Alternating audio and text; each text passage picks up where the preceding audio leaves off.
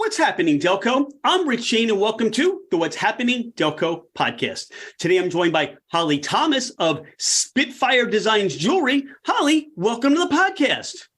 Thank you for having me. Well, I'm excited because we're going to talk about so many things, but where I want to start is, what is Spitfire Designs Jewelry? Spitfire Designs Jewelry is a business that I started 19 years ago.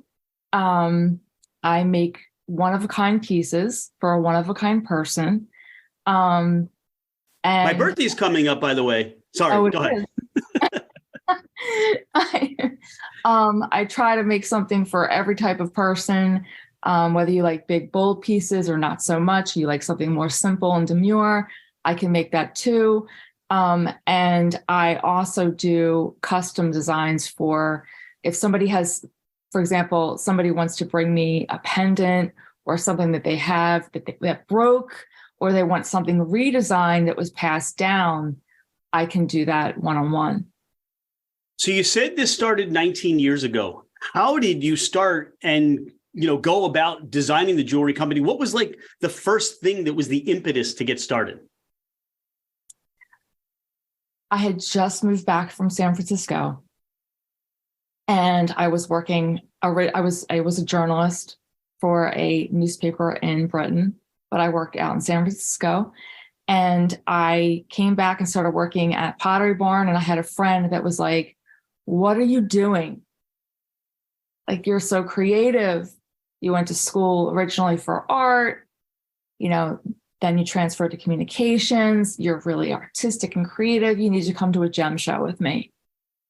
And I went to a gem show with her. I thought, I'm just going to buy some things to make gifts for my family, my sister, her kids, my brother, his kids.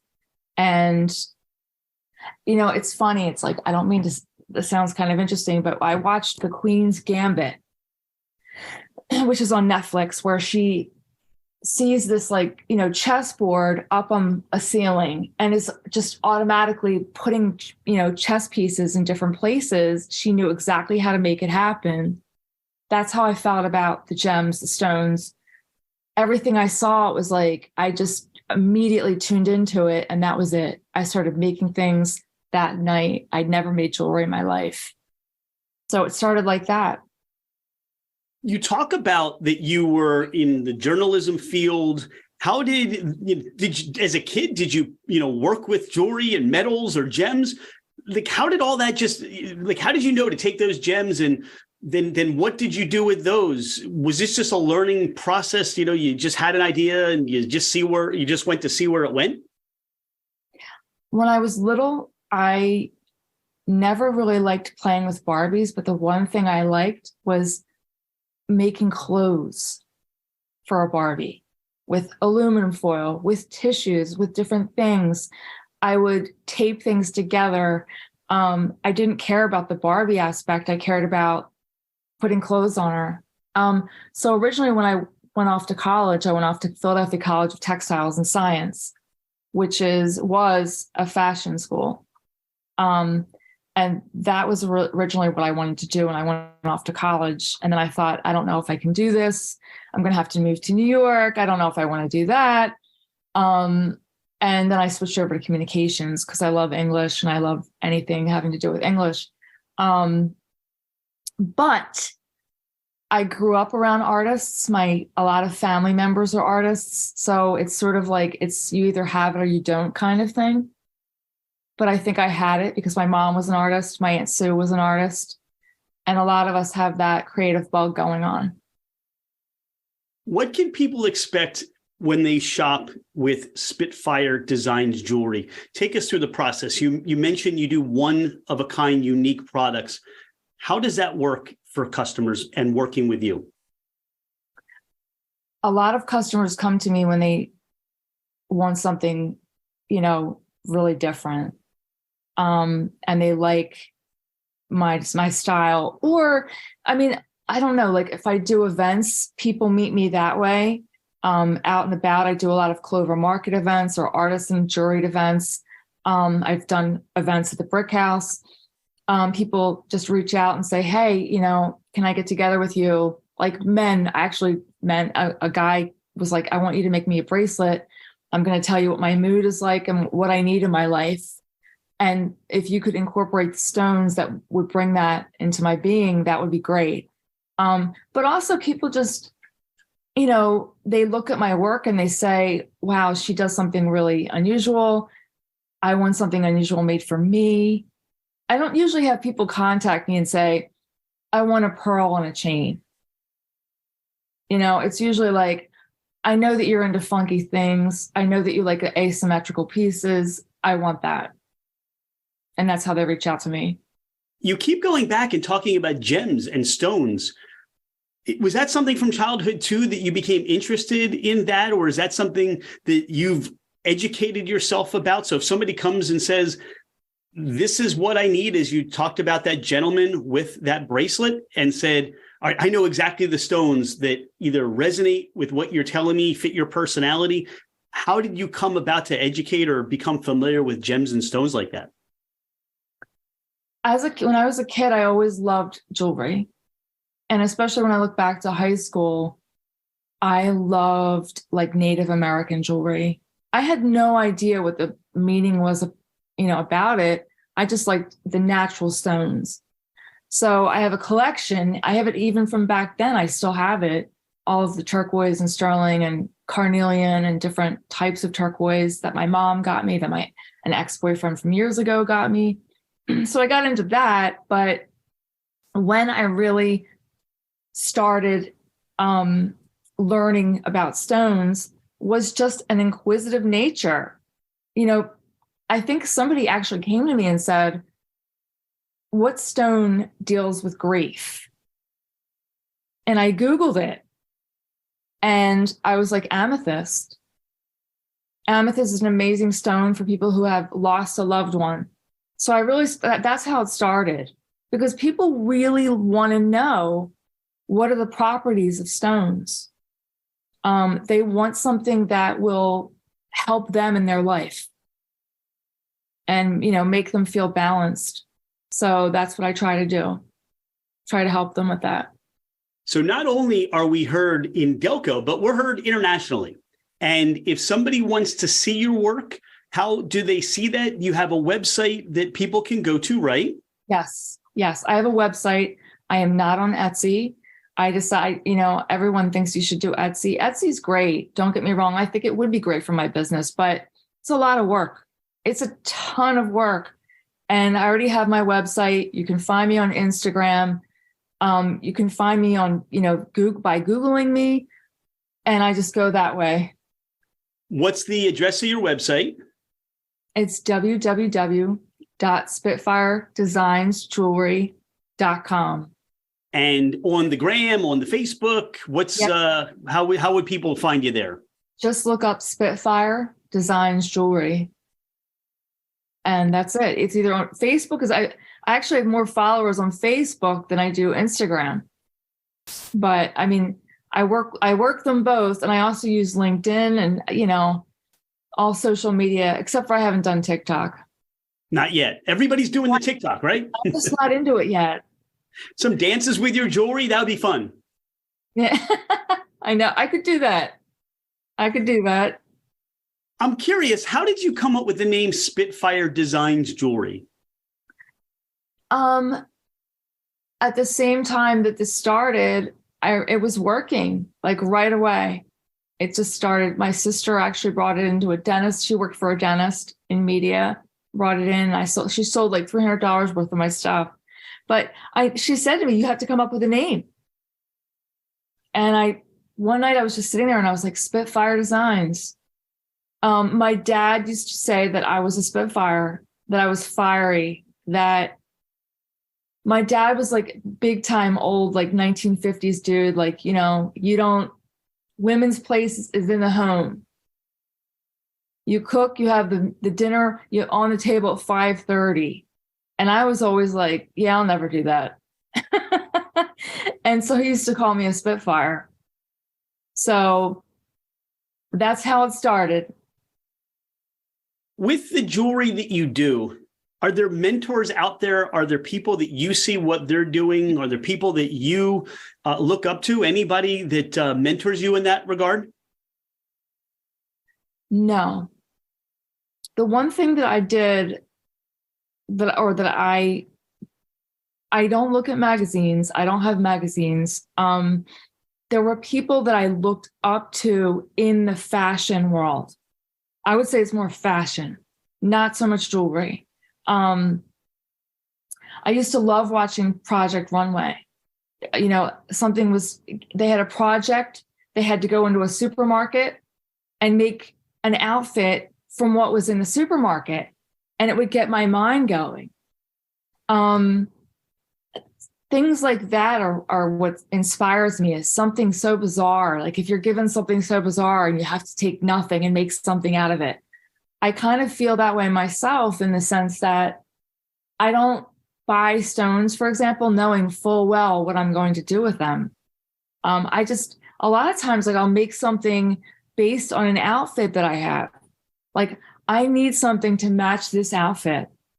And then I'll make something, I'll take a photo of it with the outfit, and then it sells. There's people that I think are amazing when it comes to like I love Betsy Johnson. Betsy Johnson is a fashion designer who is really unique and freaky and kind of bold. She does like an earring that's like, you know, a post, and then the other earring that goes in the ear is long. I love that. She's not even in the box. She's outside of the box. She's always been out of the box. She doesn't care about the box. And I feel the same way. Like I don't think there should be rules with how something's done. What motivates you? What gets you out of bed every morning? My alarm clock. Otherwise I'd sleep. What motivates me? The sun, the moon, music, concerts. I don't know. Just whatever. If I know something is happening, it's going to be amazing. I get excited and I want to get up and I want to get going. Who would you want to make a piece of jewelry for? Or who would you want to have reach out to you and say, I would love to have your one-of-a-kind piece? Who would that be? You know, I want to mention this. Cecily Tynan. She bought a necklace of mine and had me come in. They had me come into Action News. That was a big deal. That is a big deal. Yeah. Back in 2006, she wears my necklace. People still will take photos of it when she's wearing it and send it to me. Who else wears my jewelry? Anybody in on TV. Anybody, you know, she actually had Cecily Tynan brought a lot of business my way, because people would ask her, where did you get that necklace? And she would tell them. So, and anybody who's on the news or anything like that, people really follow that. Spitfire Designs Jewelry. You've been doing this for 19 years now, creating one-of-a-kind pieces. Where would you like to see this business, this endeavor for you in the next couple of years? What are the thoughts or goals that you have for the future? Thoughts or goals? Always trying to stay true to myself, not really care what other people are doing so much.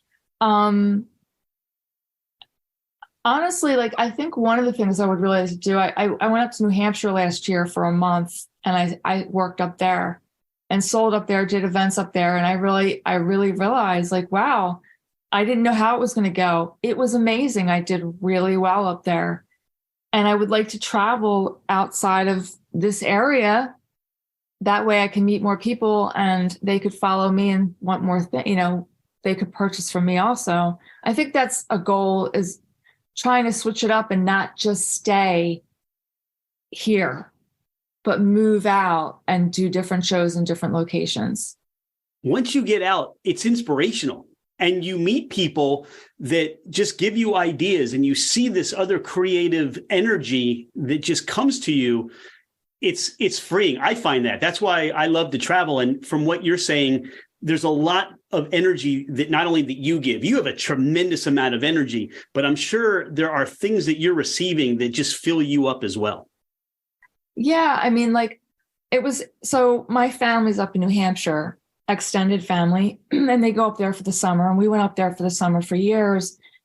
I remember thinking like, there's no way my jewelry will do well up there. It's, up there, people are outdoors. They're not going to wear big, bold pieces. I couldn't believe it. Like, that's what they wanted. They were, oh, wow, where are you from? Like, I love the colors. Oh my God, look at this. And I was like, this is crazy. And my friend who lives in Vermont was like, I knew you would do well. But yeah, I mean, I think it's a really good idea as a business owner to sort of branch out. And like you said, you get, more energy from other people and they get it from you. It's a give and take kind of thing. So you're out going to pick up some gems and some jewelry supplies, and you have a craving for a cheesesteak. Where are you going? So I used to make cheesesteaks back in high school at Carmen's Pizza in Millmont, which doesn't exist anymore. I'm still loyal to that place. And again, that was no reflection to your cheesesteak making ability that they're not in business anymore. You left and the business went downhill. That's probably what happened. Exactly. No. So I don't even know anymore because I can't eat gluten. So I can tell you where I would go for pizza though, even though I can't. Because that's the next question. My podcast is being hijacked. Thanks, Holly. You're going to ask your own questions and answer your own questions. I love it. Where would you go for a pizza, Holly? Okay, there's three places. Imperial Pizza in Sea Cane. Best pizza. I know a lot of people are going to laugh at this one. They have cornstarch on the bottom. Love it. Grew up with that. Double decker. I mean, like, who doesn't want an inside out, right? I mean, hello. But then the third place I would go is Lima Pizza in Media. They have the best pizza. So I'm all about pizza, even though I can't eat it. Every once in a while, do you let it go, or do you just kind of go and smell it and get filled up on the essence? I do, and I haven't done it in a while, but like I'll be sick for a week. Yeah. So I can't. But I mean, I always say, like, if anything happens to me where I have like cancer and I'm going to have like those euthanasia pills, it's going to be lasagna, pizza, cheesesteaks. It's going to be a gorge of like food. Okay. So I hope that never happens to you. I don't want that. But in the event that you just still want to have that activity, I'd be more than happy to join you in the lasagna and the pizza. And I mean, all those things, I think that when we get older, it's a horribly, horribly played trick that there are foods we're no longer able to eat and digest. Dairy for me is one of them. And yep. Yeah, I mean, bread, all these crazy things that I love. Yeah, can't have them anymore. So looking forward to that Holly Spitfire gorge of all these foods together. You're out and about heading to New Hampshire. And before you get on the road really far out from the area, you need a convenience store option. Are you stopping at Wawa or Royal Farms? Hello, Wawa. Okay. I have to say that, like, back in the summer, I went to Lancaster and there was a Sheetz, and I had never been to Sheetz. And I was like, this place is the bomb. I like it. But I mean, I grew up around Wawa, so of course I'm going to be loyal to Wawa. Okay. So it's your loyalty factor, isn't it? I'm a loyal person to certain things. Holly, you have friends or family coming in from out of town and you want to take them or send them for that Delco experience. Where are you taking them or sending them? I love Linvilla, of course. Linvilla. I would definitely have them get a hoagie at Trios, which is over in Woodland. Where else? I might say, hey, let's order a pizza from Imperial Pizza. I can't have it, but you can. See if they like it. Let's see. I mean, I love not in Delco, but I love going to Longwood. I think it's just beautiful. I think Delco should annex Longwood Gardens. I mean, it would be more appropriate anyway that it should be in Delco. We'll have to start that conversation. Right. Like I love Longwood, but yeah, I go out to Glen Mills. We could go to the Brandywine Art Museum. There's so much to do in Delco.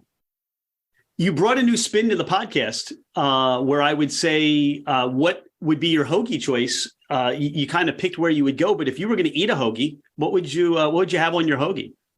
Oh, Italian. It has to be Italian, but I would have to have sweet peppers. All right. Peppers, yay. Yes. Yeah, that's like exactly what I would do. And mayonnaise. I don't know. I'm just strange that way. I like mayonnaise on a hoagie. No. Yeah. No. Yeah. It has to have oil. Can't have oil and mayonnaise. Yeah. I want it really slippery. I want it ready to go, You know what? I know another place. I would take them to the Brick House. I love the Brick House. Yeah. Nice people there. And they were guests on the podcast too. Yeah, they're awesome. I love them. How, you're this Delco thing. How would you explain Delco to people that don't know Delco? Well, how would I explain? Well, it depends on where you are in Delco. I will say that we're loyal to Delco. That it's an extension of Philly. You know what it is? It's an extension of Philly, but people don't want to go into Philly. How about that? Okay.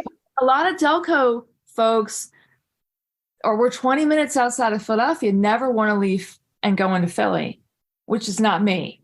But a lot of people stay here forever. And I always thought I'm never going to live in Delco for the rest of my days. And yet I have a feeling I will.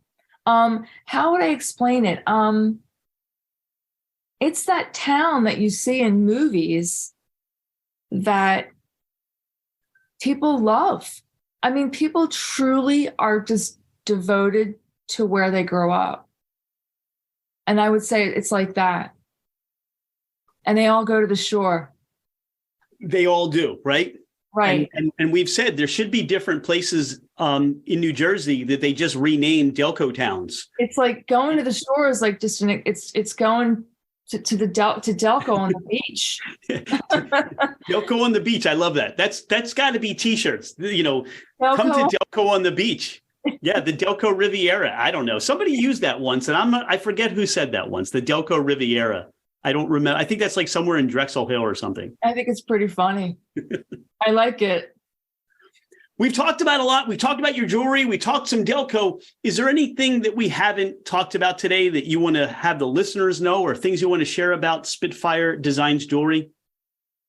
I mean, one of the things I'd like to share is I had a pretty cool upbringing, which kind of goes along with the jewelry. And I think it's interesting that I don't think a lot of people know this, so I'm going to say it. So my first cousin is Steven Tyler, who was the lead singer of Aerosmith. His mother is my mother's sister, and his mother and my mother grew up in Havertown. So there's a lot of my family are artists.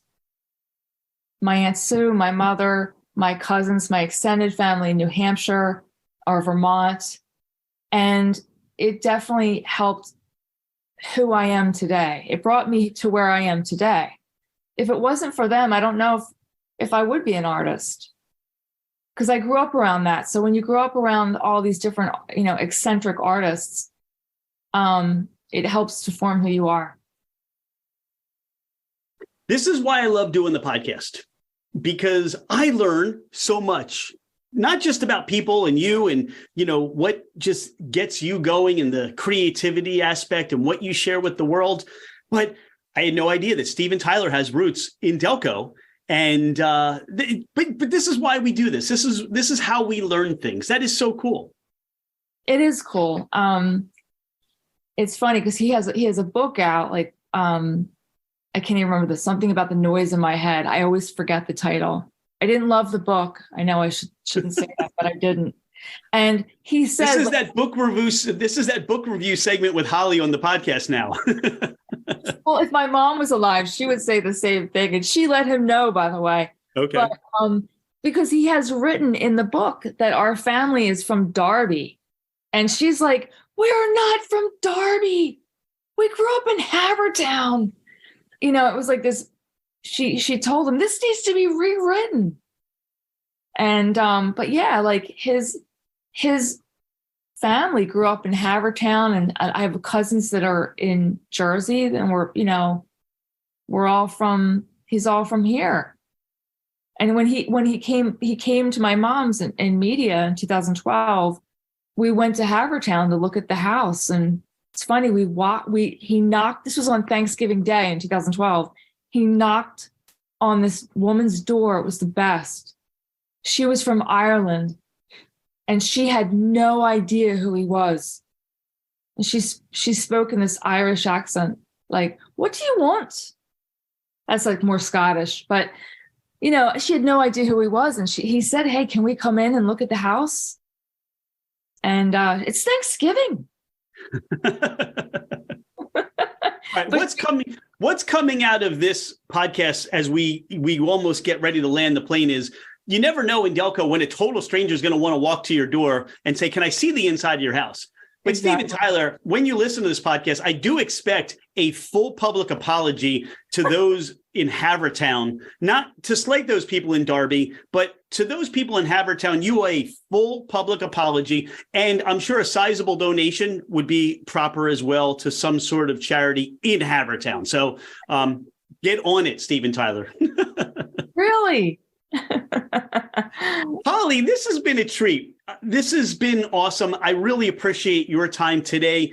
When people need that one-of-a-kind gift or something that's going to make them feel better, or just something that you know that's going to be that wow factor, look for Spitfire Designs Jewelry. Go to the website, check out the social media, get in touch with Holly Thomas, and you're just going to be so happy you did, beyond the fact you're going to have a wonderful conversation that's just going to make your day anyway. So thank you for that. Thank you so much. It was really a pleasure to talk to you, Rich. And thanks for being a friend of What's Happening Delco. Thank you.